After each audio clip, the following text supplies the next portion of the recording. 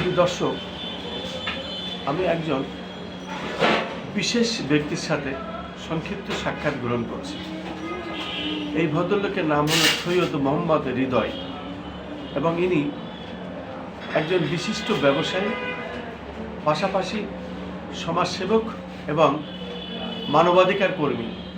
সামাজিক অনেক কর্মকাণ্ডের সাথে অল্প বয়সে উনি এগিয়ে গেছেন এবং উনি এবার ত্রয়োদশ জাতীয় সংসদ নির্বাচনে প্রার্থিতা ঘোষণা করেছেন এবং উনি চট্টগ্রাম ৮ আসন থেকে এমপি নির্বাচনে দাঁড়াচ্ছেন।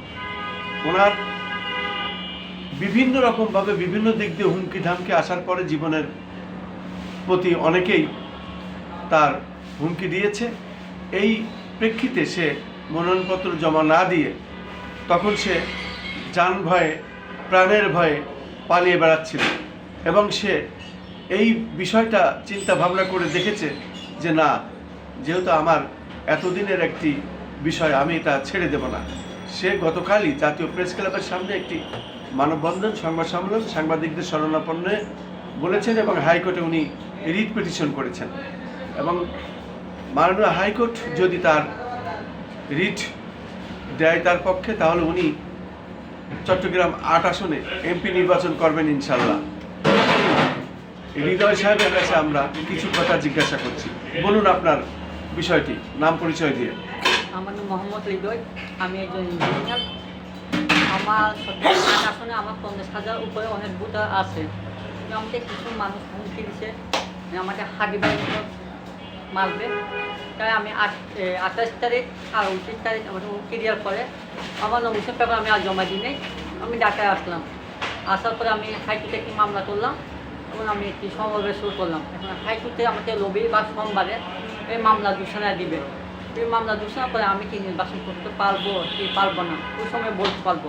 আমি শুধু বলবো আমার ৫০,০০০ উপরে বুথ আছে, আমার কোনো টাকা নাই, বাড়ি নাই, বাট আমার অনেক জনপ্রিয় আছে, তাই আমি নির্বাচনটা করতে চাই।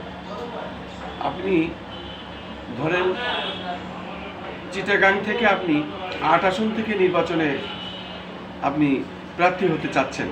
আপনার প্রতিদ্বন্দ্বী ওখানে আর কে কে আছে? ২-১জনের নাম বলতে পারবেন কোন কোন দলের? হ্যাঁ, বিএনপির আছে, আপনার স্টেট বাই, তারপর আরও বিভিন্ন দল আছে, জামায়াতের আছে, বিভিন্ন দলের আছে, সবল মানে অনেক দল আছে বর্তমানে বাংলাদেশের।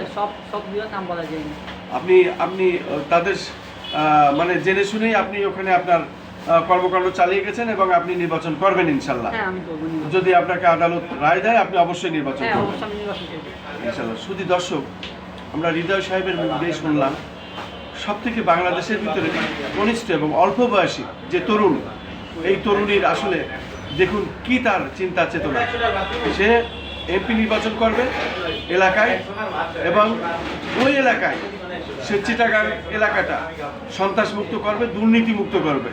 সেই সাথে সে সারা বাংলাদেশের রূপ চেহারা পাল্টানোর চেষ্টা করবে যদি সে ক্ষমতায় আসে এবং সে যদি পাস করে। এই হলো তার মূল অঙ্গীকার। সে চায় নতুন বাংলাদেশ গড়তে। আপনাকে অনেক অনেক ধন্যবাদ আমাদের এই সংক্ষিপ্ত সাক্ষাৎ দেওয়ার জন্য। ধন্যবাদ।